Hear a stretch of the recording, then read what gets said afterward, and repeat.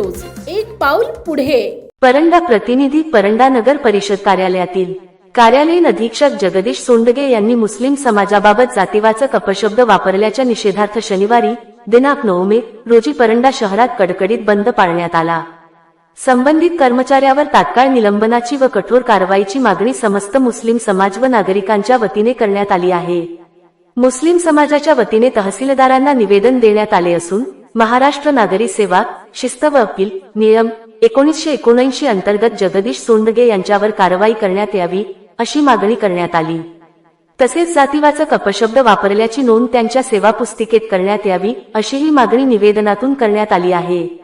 दिनांक एप्रिल 26 रोजी शहरातील नागरिक व पत्रकार निसार मुजावर यांनी शहरात 2-3 दिवसांपासून कचरा घंटागाडी आली नसल्याबाबत मोबाईलवरून विचारणा केली असता नगर परिषद कर्मचारी जगदीश सोंडगे यांनी अश्लील व जातीवाचक भाषेत शिवीगाळ केल्याचा आरोप करण्यात आला आहे।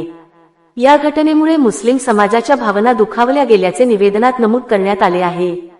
जनहितार्थ न्यूज, एक पाऊल पुढे। मुख्य संपादक धनंजय गोफणे। आपल्या परिसरातील बातम्या पाहण्यासाठी चॅनलला सबस्क्राइब करा, व्हिडिओला लाईक करा आणि बेल आयकॉन दाबायला विसरू नका।